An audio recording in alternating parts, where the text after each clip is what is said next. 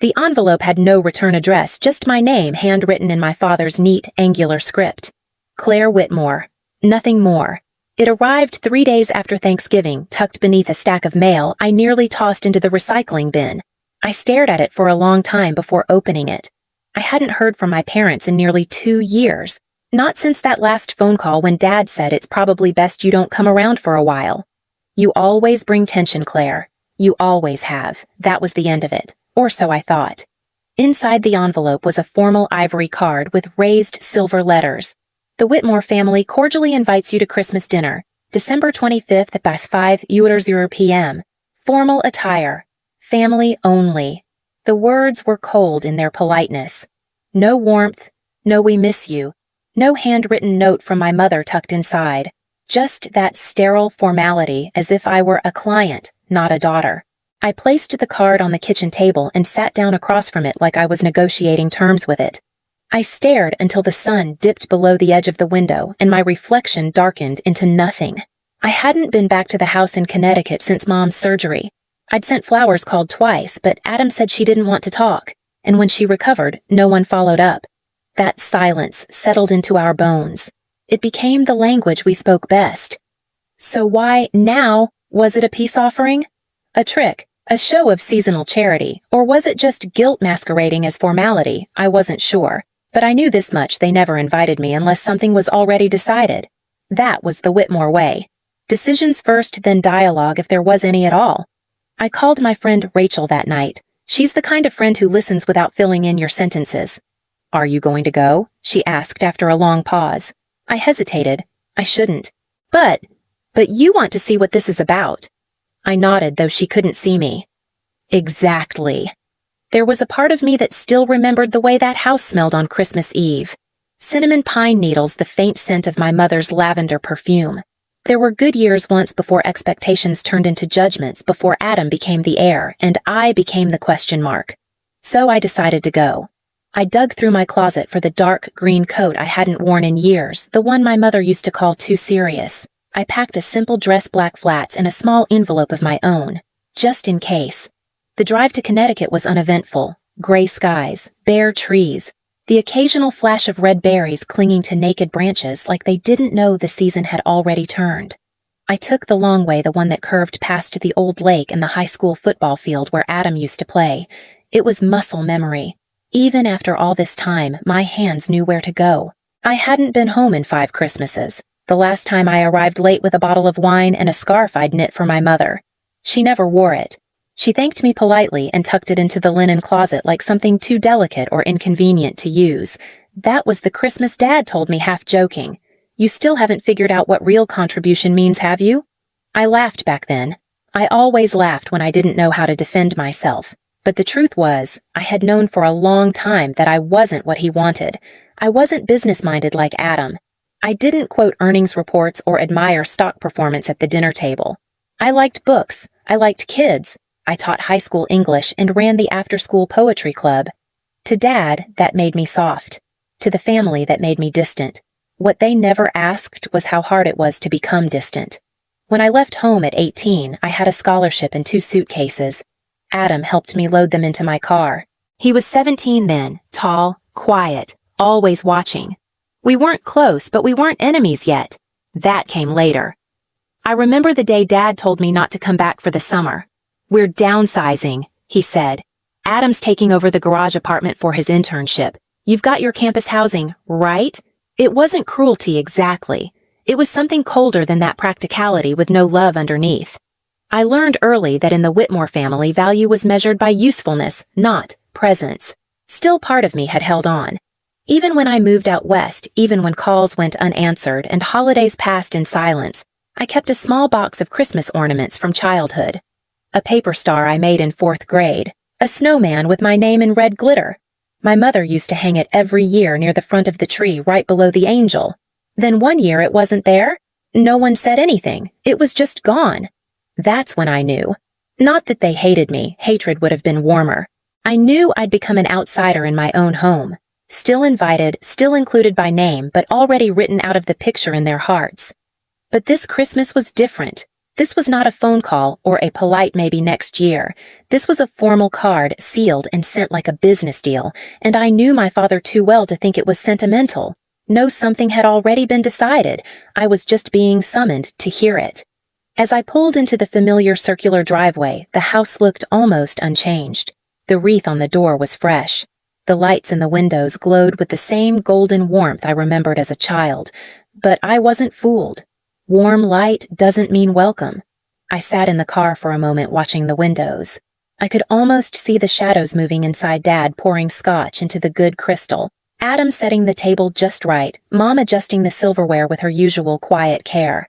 No doubt everything was perfect, polished, rehearsed. Everything except me. I reached into my coat pocket and touched the edge of the envelope I'd brought. Not out of spite. Not out of revenge. Out of something older than either. Clarity, and maybe finally closure. The front door opened before I even reached the top step. Claire, Adam said, smiling like we'd just seen each other last week. He wore one of Dad's old cardigans, gray wool wooden buttons, sleeves just a little too long. He'd filled out more since I last saw him, thicker around the shoulders, confident in that easy way men become when they know they've been chosen. I nodded, stepping inside. The warmth hit first, then the smell. Pine cinnamon, something buttery from the oven. It was like stepping into a memory I hadn't asked for. The floors were still polished to a high shine. The same family portrait hung above the fireplace, Dad in uniform, Mom in pearls. Adam with a forced grin, and me in the corner looking off camera like I didn't know where to stand. "You look good," Adam said. "You look settled," I replied. He didn't seem to know what to do with that. He motioned me toward the living room where the fire was already lit. Mom appeared a moment later, wiping her hands on a dish towel. "Claire," she said, voice light but careful. "Hi, Mom." She leaned in and gave me a quick dry hug, perfume still lavender. For a second I thought about the scarf in the linen closet. I almost asked if she ever wore it, but the moment passed. "It's nice you could come," she added, already turning back toward the kitchen. No one asked about my work. No one mentioned the years I'd spent teaching, mentoring, making ends meet in a town where my name didn't carry any weight. Here I was, still the girl who left. Dad came down the stairs 15 minutes later, dressed like he was meeting a client, dark blazer, pressed slacks, shiny leather shoes. His expression didn't change when he saw me. He nodded once. "Claire." "Hi, Dad." He gestured toward the dining room. "Dinner's ready." It was all so practiced, like I was a guest on a schedule, not a daughter returning home. The table was already set, china plates with silver rims, cloth napkins folded into fans, wine glasses glinting under the chandelier. There were 6 place settings, even though only 5 of us were there. I noticed the extra one, but said nothing. We sat, we ate, we talked about nothing. Adam recapped a recent business trip. Mom asked if I'd tried the potatoes. Dad made a comment about interest rates, and I became very good at nodding. Halfway through dessert, Dad cleared his throat. "I wanted to share something," he said, reaching into his blazer. He pulled out a long white envelope and placed it gently beside my plate. My fingers didn't move. My stomach knew before my mind caught up. I could feel Adam watching me. Mom's fork stopped midway to her mouth. "You'll want to read that," Dad said. "We've updated some documents. Just housekeeping, really." Housekeeping. That's what they called it. I picked up the envelope, broke the seal, and unfolded the papers inside. A trust amendment. Revised beneficiaries. Effective immediately. My name was nowhere. Dad took a sip of his wine. "We felt Adam was best positioned to carry on the family estate. You have your own life now, and we respect that. But this stays with the family." He said it without anger, without gloating, just conviction, as if this were math, not blood. I folded the paper slowly and placed it back in the envelope. I didn't look up. Mom said nothing. Adam shifted in his chair. "I understand," I said quietly. Dad leaned back, visibly relieved. Then I reached into my coat pocket and pulled out my own envelope, smaller square wrapped in gold foil. I brought something too. The gold envelope caught the candlelight as I placed it beside my father's glass. His brows twitched, but only slightly. He didn't touch it. "For you," I said simply. No one moved for a few seconds. You could hear the grandfather clock ticking in the foyer. Dad finally reached over and picked it up. He peeled back the foil like it might contain a gift certificate or a Christmas card. The moment the papers slid out, his face changed. He didn't read them aloud. He didn't need to. His eyes skimmed the first page. Then the second. His lips parted slightly, but no words came. "What's that?" Adam asked, leaning forward. Gerald passed the pages across the table without a sound.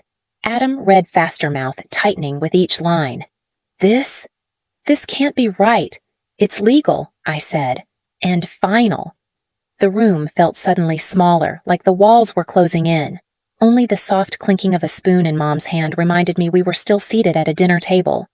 "What is it?" she finally asked, her voice barely above a whisper. No one answered. "So I did. It's the deed I said. To this house." Dad's jaw tensed. "I bought it 3 months ago," I continued, my tone calm. "From the holding company Adam used to refinance your commercial property. The one he defaulted on." Adam turned red. "You went digging through my—" "I went looking," I corrected. "After my name disappeared from the last estate report Aunt Marianne accidentally forwarded me. Something felt off. So I looked." Dad straightened his back. "You bought our home without saying a word. No one told me when I was removed from the family trust," I said. "Silence seems to be a tradition around here." The papers sat open between us, signatures, seals, dates, legal, binding. "This house was collateral," I added. "I didn't steal it. I just made an offer when the bank was ready to let it go." Mom's face had gone pale. She looked at Dad, then Adam, and then at me. Why would they sell to you? Because I paid in full, quietly, through a former classmate's investment firm. You'd be surprised what's possible when no one's paying attention to the daughter who brings tension." The words lingered longer than I expected. No one replied. Dad's voice was the first to cut through. Low, controlled, dangerous. "So this was revenge." I met his eyes. Not with fire, not with cruelty, just clarity. "No, this was mine." A long silence. I wasn't proud of the moment. I wasn't even angry anymore. I just felt done. Done with asking for space, for recognition, for fairness. "You've always measured love in terms of loyalty," I said, but I learned something different. Love without honesty isn't love. It's control. Adam pushed his chair back but didn't stand. "You ruined Christmas," he muttered. "No," I replied. "You did. When you gambled with what wasn't yours. When you thought no one was watching." Dad still hadn't touched his wine. His hands, always steady, were clasped tightly in his lap.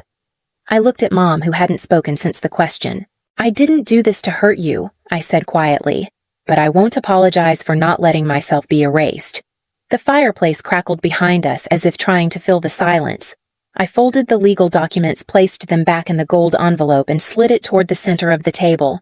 "No need to pass it around. You'll each be getting a copy in the mail." Then I picked up my napkin, placed it beside my untouched pie, and stood. I didn't slam the chair back. I didn't raise my voice. I didn't make a speech. I just stood.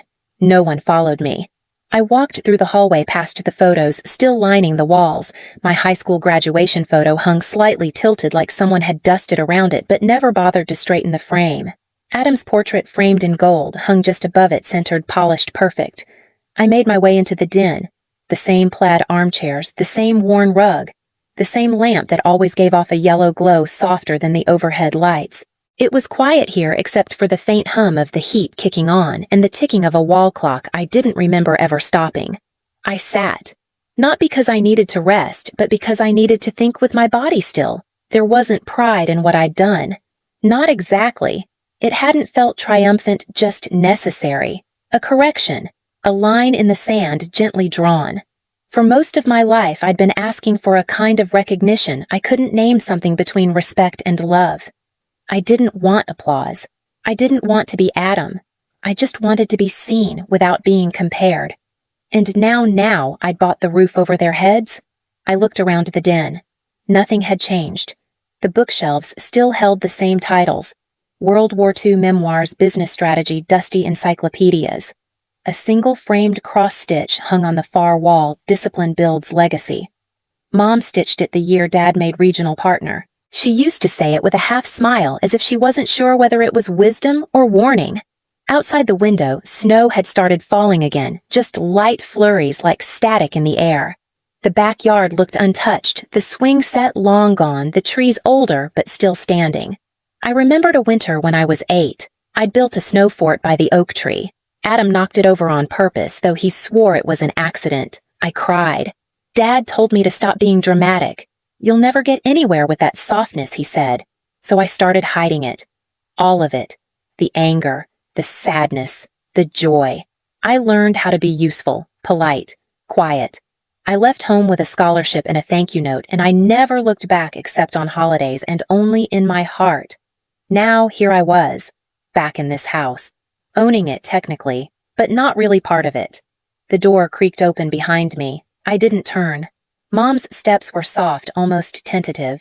She stood near the doorway, not quite entering. You shouldn't have done it like that, she said, voice low. I exhaled slowly. Then, how? There was a long pause. I don't know, she whispered, but it'll destroy him. He made the choice long ago to erase me. I just made sure it was mutual. She didn't argue. She didn't cry. She looked down at her hands, fingers laced so tightly her knuckles had gone pale. I stood and walked past her without touching her, but I paused in the hallway.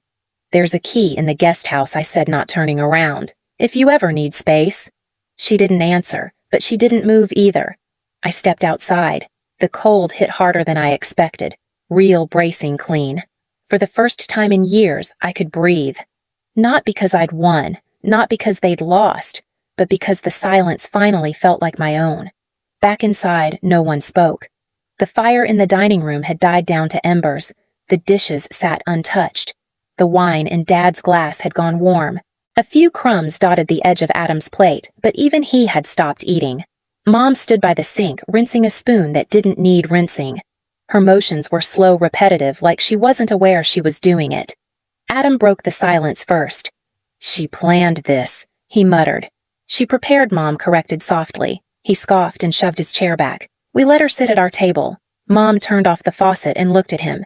She is family. Adam's jaw clenched. Not anymore. Dad hadn't moved.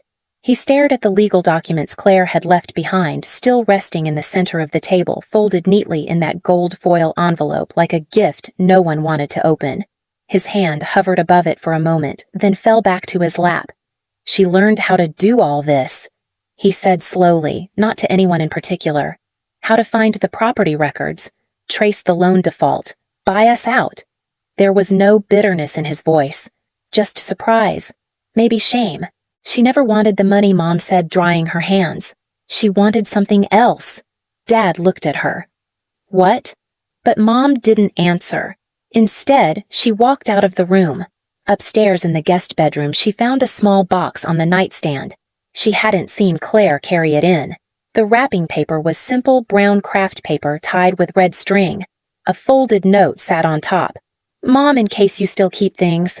Love, Claire. She opened the box slowly. Inside was the scarf, the one Claire had knitted years ago. Dark blue soft wool with a single row of uneven stitching near the middle, Claire's first attempt. It still held the faint scent of lavender. Mom sank onto the edge of the bed, the scarf in her lap, and closed her eyes. Downstairs, Dad remained at the table. He picked up the gold envelope once more, not to read it again, but to feel the weight of it. For a man who'd measured life in control, in strategy, in certainty, this was foreign ground. He remembered a time when Claire was 10 and she'd written him a letter after a spelling bee. She hadn't won, but she'd thanked him for showing up. He hadn't kept the letter. He barely remembered reading it. Now he wondered what it would have meant to her if he had. In the hallway, a gust of wind rattled the front windows. The house suddenly felt larger, colder, as if it too was realizing something had changed. In the kitchen, Adam pulled out his phone. His banking app took longer than usual to load. He stared at the balances, still enough, but not what it had been. Not stable, not safe. He set the phone down, rubbing his forehead with both hands. No one said it out loud, but the shift had begun. Claire hadn't just brought legal papers, she'd left behind a mirror, and they were finally looking into it. That night, no one spoke much. The plates stayed on the table. The pie hardened at the edges. The guest room door remained closed. But in her absence, Claire had left something they hadn't expected: a choice, to hold tighter to silence, or to do something different. The snow had thickened by the time I reached the car. Thick flakes drifted slowly, quietly, like they had no intention of hurrying. I stood for a moment before unlocking the door. My breath made small clouds in the air, each one dissolving faster than the last.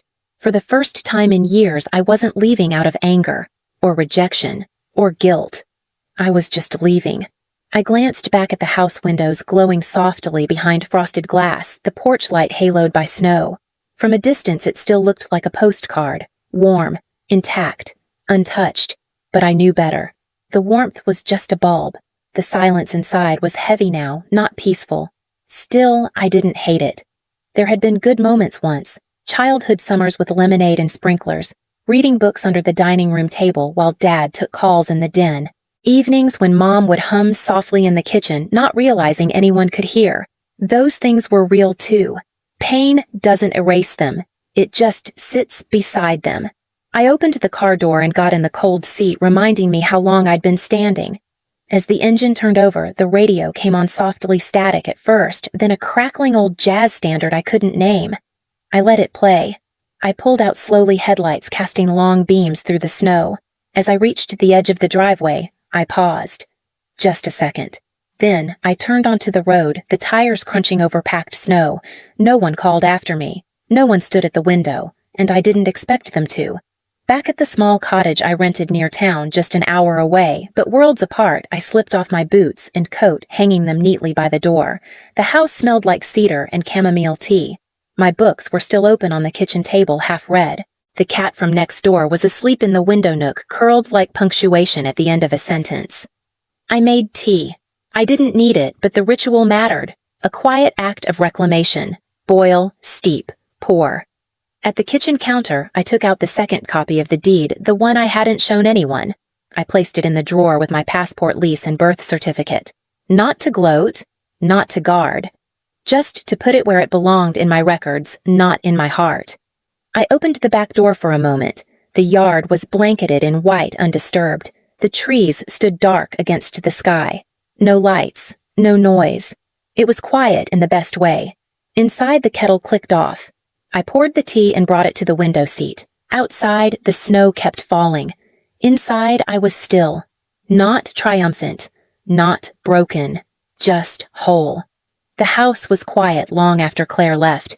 No one moved the dishes. The pie remained uneaten.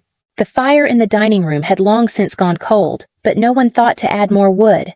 Elaine sat at the edge of the guest bed, still holding the scarf in her lap. The box it came in rested beside her, the brown paper folded neatly, the red string tucked underneath. She hadn't cried, not yet. Her face was still, but her hands kept moving over the scarf, smoothing the soft wool, as if searching for something she couldn't name. Downstairs, Gerald sat alone at the table. He hadn't touched the envelope since Claire left. It sat exactly where she'd placed it, quiet and undeniable. He'd once believed that if you set the rules clearly enough, if you defined the lines and protected the legacy, the rest would fall into place. That belief had guided every decision he'd made, who to trust, what to say, what to withhold. But tonight, the lines had blurred. The legacy, it turned out, had a voice of its own. He looked across the table at the empty seat his daughter had occupied just hours before. She hadn't shouted, she hadn't pleaded, she'd simply handed him the truth and walked away. Upstairs, Elaine opened the drawer in the nightstand. Inside were a few old cards, Mother's Day birthdays, mostly from Adam, mostly store-bought. She added Claire's note to the stack, pressing it flat with her hand before closing the drawer gently. She stood, took the scarf with her, and walked down the hall toward the linen closet. She opened it carefully, quietly, and pulled out a bundle wrapped in tissue paper. The scarf, the blue one, the first one. She held it up, comparing it to the one Claire had just given her. Same yarn, same slightly crooked stitching in the middle. The exact same hands had made both just years apart. She hadn't worn it because she didn't know how to. That winter, Gerald had said it looked too homemade, and Elaine, as always, had listened. Now she folded the new scarf gently and placed it beside the old one, not tucked away this time, but on the top shelf, visible. Downstairs, Adam passed through the hallway and paused by the staircase. He looked toward the den, where the light still glowed from a forgotten lamp. The smell of pine had faded, overtaken now by the faint scent of ash and something unspoken. He didn't go in. He only stood there listening to the silence, to the ticking clock, to whatever it was that now filled the space his sister had left behind. It wasn't guilt, not yet, but maybe the beginning of something else. 3 weeks passed. Christmas faded into the gray lull of January. The snowbanks turned to slush. Lights came down. Decorations vanished into attic boxes. Life returned to its usual quiet rhythms. Claire didn't hear from anyone. She hadn't expected to. At school, she resumed grading essays and listening to her students stumble their way through Shakespeare. At home, she baked more than usual. Bread, muffins. Her hands liked the certainty of flour, the quiet of rising dough. Each day ended in a kind of stillness she hadn't known before. Not lonely, just honest. Then, one Thursday afternoon, a plain envelope arrived in her mailbox. No return address, familiar handwriting. She paused before opening it. Inside was a single photograph. No note, no signature. It was an old picture clearly taken on a film camera years ago, faded at the edges, warm in color. Claire was maybe 7, sitting cross-legged in front of the Christmas tree, a paper snowflake in one hand and a crooked smile on her face. The blue scarf was wrapped around her neck. Not the one she had just given. The first one, the one she had made with help from her second-grade teacher. Uneven, earnest. In the background of the photo, Elaine stood behind her, one hand gently resting on Claire's shoulder, the other mid-motion as if adjusting an ornament. Claire stared at it for a long time. The image wasn't perfectly composed. It wasn't meant to be saved. But someone had kept it. And now someone had sent it. She turned the photo over. In her mother's handwriting, careful, slanted, unmistakable, were 5 words: "I should have tried harder." Nothing more. Claire ran her thumb over the words. She felt no rush of forgiveness, no flood of tears, just a quiet warmth that moved through her like steam rising from a mug on a winter morning. She didn't know where her mother had found the photo.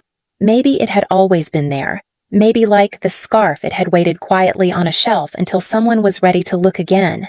She placed the photo in a frame. Simple wood, no embellishment. She set it on the windowsill above the kitchen sink beside the basil plant that never seemed to grow straight. It didn't change everything, but it changed something. Spring came slowly. The snow melted in patches, revealing brown grass and brittle leaves beneath. The trees hesitated before budding. The sun stretched longer in the evenings, but the wind still carried the memory of winter. Claire didn't mark the change with anything dramatic. No celebration, no announcement. Just smaller signs. The windows opened a little wider each day, the tea swapped for coffee again, the scarf folded and placed in the drawer. She kept the photo on the windowsill. Each morning she glanced at it as she rinsed her cup or watered the basil, which despite its stubborn tilt had started to grow straighter. She hadn't written back to her mother. She wasn't sure if she needed to. Some things once named don't need to be repeated. At school, the students were rehearsing Our Town. Claire stayed late, helping them with lines, adjusting the stage lights, reminding them to project. The play, with all its ordinary beauty and quiet grief, felt strangely right. One afternoon after rehearsal, Claire walked home instead of driving. The sun was just low enough to stretch her shadow across the sidewalk. She passed the bookstore still with its creaky sign and crooked hours. Past the cafe with the chipped mugs and the best peach muffins in town. Past the bench at the park where she'd once sat and cried without knowing why. Everything was still there, and she was still here. Different, maybe, but not broken. She paused at the florist on Main Street. A small display caught her eye: hyacinths, pale purple, barely open. Her mother used to grow them in front of the porch, coaxing them from the cold earth each March, like it was a kind of miracle. Claire bought one. She didn't plan to. She just did. Back home, she placed it on the kitchen table. No vase, just the small pot, a little lopsided, full of soft green hope. That night, she wrote a single sentence in her journal, a habit she'd picked up over the winter.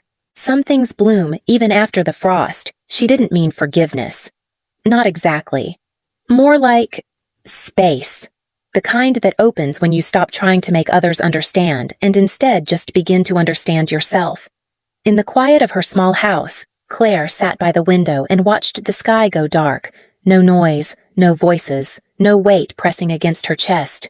Just stillness and peace.